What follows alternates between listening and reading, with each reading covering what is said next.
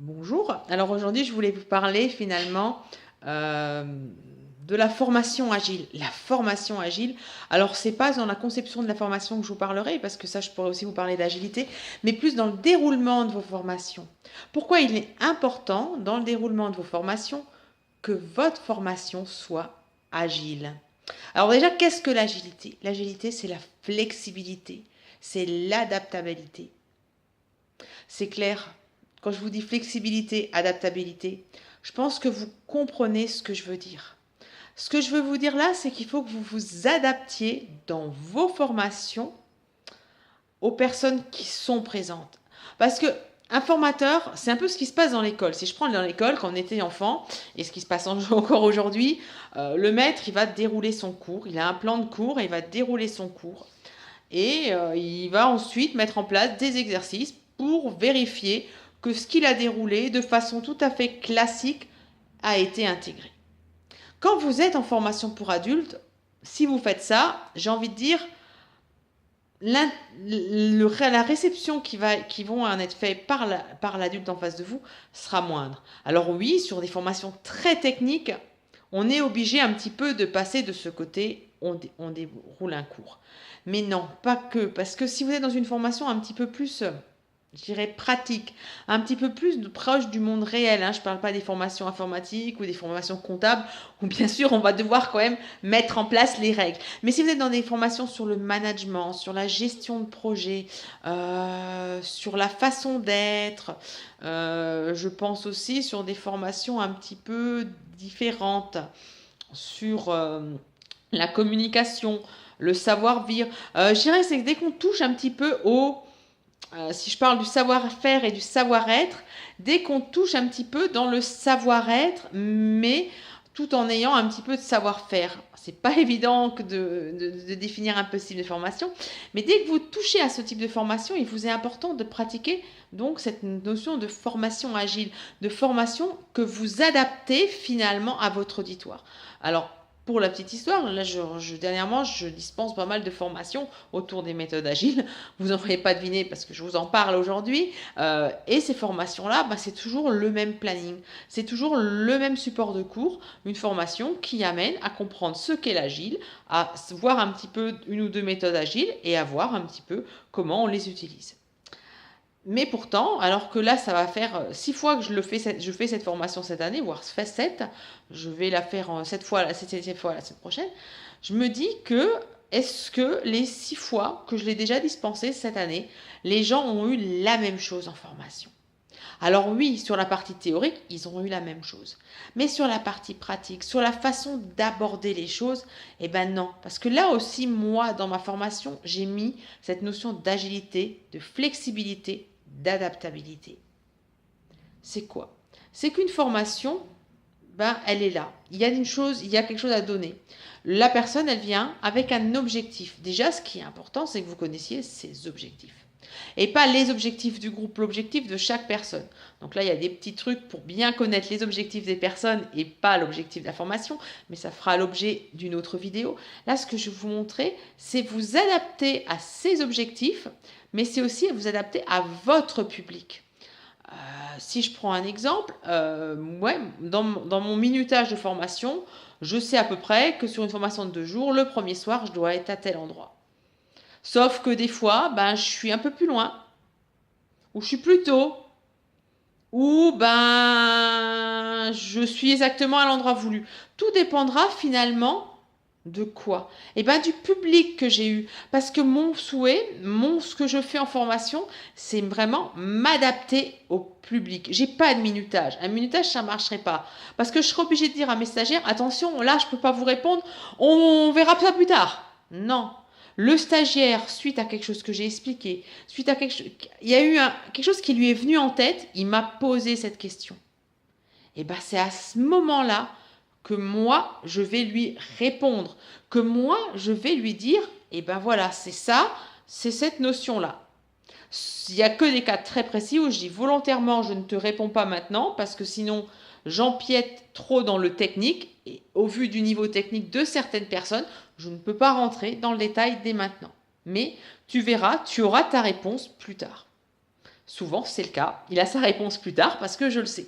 Mais du coup, c'est pour vous dire que j'ai pas un déroulement lambda. Je prends pas ma feuille de route, j'ai ma feuille et puis hop, je développe. C'est un peu comme je vous fais la vidéo là, je la fais complètement en live. Je savais de quoi je voulais vous parler, mais je sais pas du tout comment ça va se former. Parce que c'est vraiment, j'adapte. Alors là, je ne m'adapte pas à vous parce que je ne vous ai pas en direct, mais je m'adapte à la personne, aux questions.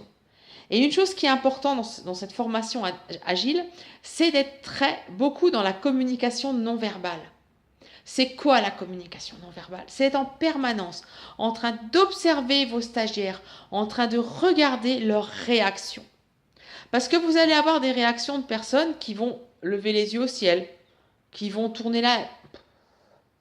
C'est pas méchant, c'est pas vis-à-vis de votre formation, c'est que derrière, dans ce que vous venez de dire, dans ce que vous venez d'apporter, il y a quelque chose qui ne passe pas. Soit dans votre formulation, donc reformuler, soit finalement, pas dans votre formulation, mais soit dans la façon où lui l'imagine, ou la façon où lui le transpose dans sa vie de tous les jours. Bah oui, parce que quand vous allez lui expliquer quelque chose, il faut manager comme ça.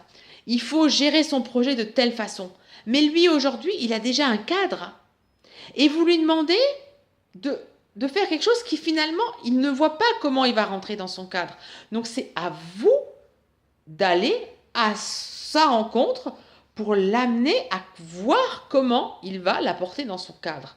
Parce que finalement, il est venu chercher une formation. La formation, vous allez lui donner. Mais si vous ne lui donnez pas le petit plus, la petite chose qui va lui permettre de l'utiliser dans sa vie future,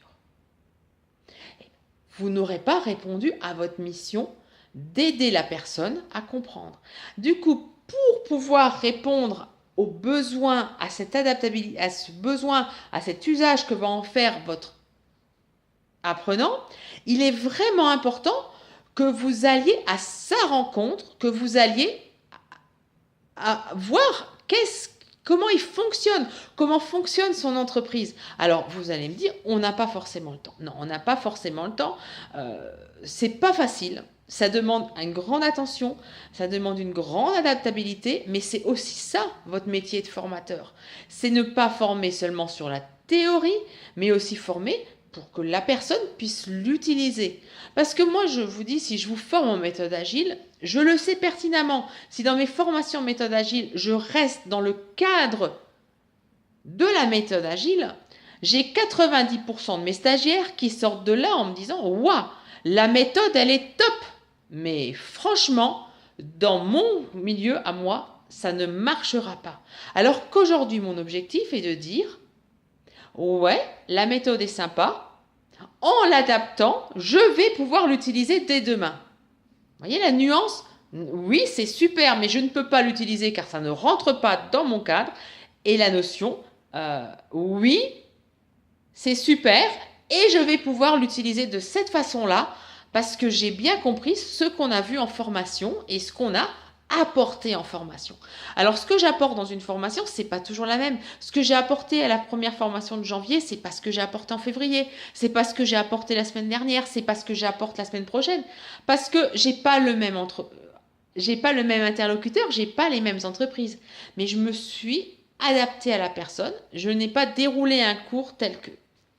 Et plus fort encore, si vraiment vous vous sentez à l'aise dans certains types de formations, passez-vous des PowerPoint, passez-vous de ça. Vous connaissez votre cours, vous l'avez déroulé, vous le connaissez.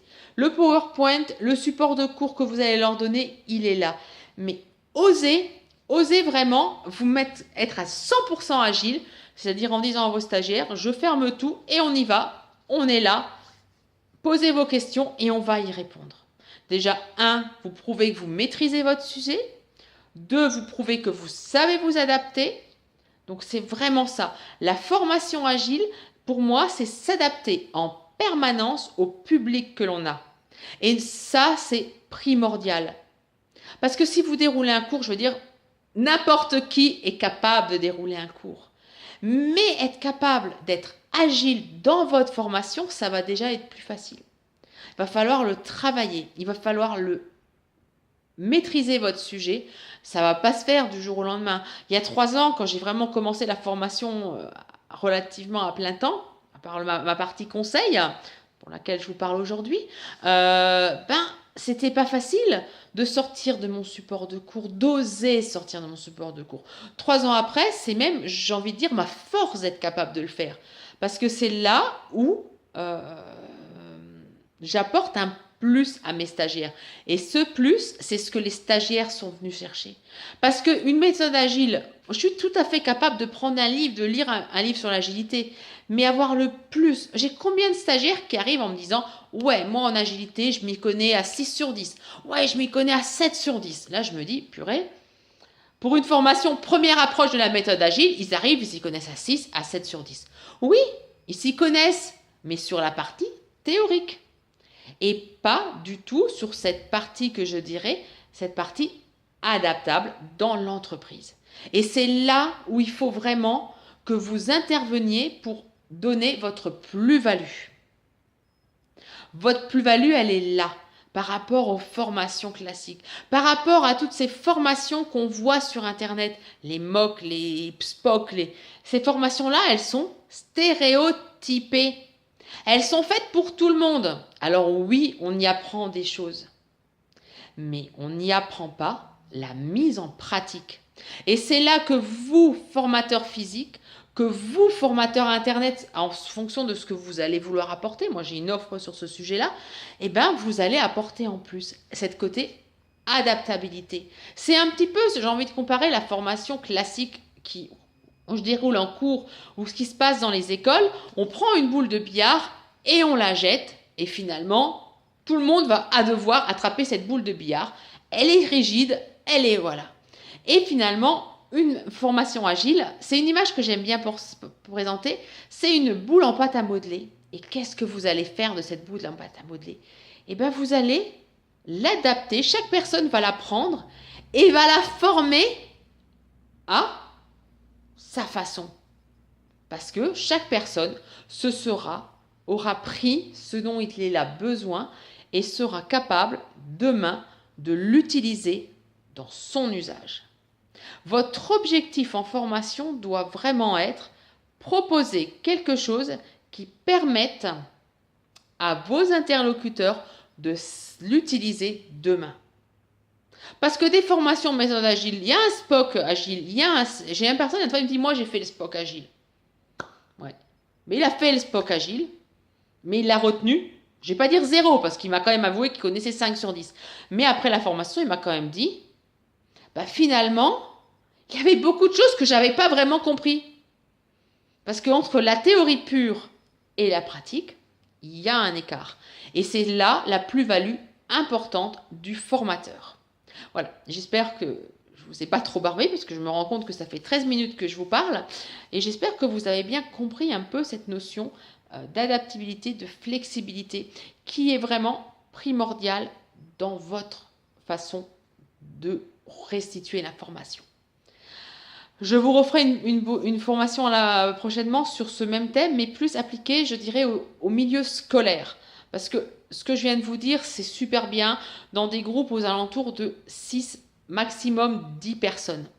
2, 3, ça marchera aussi, mais l'interactivité, ça sera même plus facile pour vous si vous sont moins nombreux. Au-delà de 10, ça commence à être difficile. J'ai envie de dire pour tous ceux qui sont dans les collèges, dans les lycées, à l'université, cette notion de flexibilité est plus difficile à mettre en place. C'est un sujet que je travaille parce que d'ici un mois, je vais retrouver mes étudiants et j'ai vraiment envie de ne pas leur donner un cours que je déroulerai comme ça.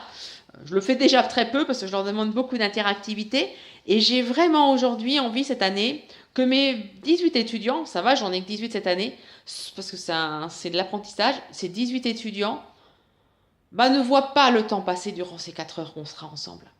Et vraiment du plaisir à m'écouter et à participer en cours. Faut aussi vous dire, moi des fois je me dis est-ce que j'ai été bonne ou pas aujourd'hui dans ma formation? Est-ce que j'ai apporté quelque chose aux utilisateurs? Et quand j'entends une personne qui me dit quoi? Il est déjà 17h30, j'ai pas vu le temps passer, je pensais que Au départ, j'allais m'ennuyer parce que voilà, j'étais venue de force et j'ai pas vu le temps passer. Voilà. Gardez aussi cet objectif. Occupez vos stagiaires pour qu'ils ne voient pas le temps passer. Mais ça pourrait faire l'objet, je pense, d'une autre vidéo prochainement. Voilà. Merci. Et merci de m'avoir écouté un petit peu longuement. J'espère vous avoir apporté quelque chose.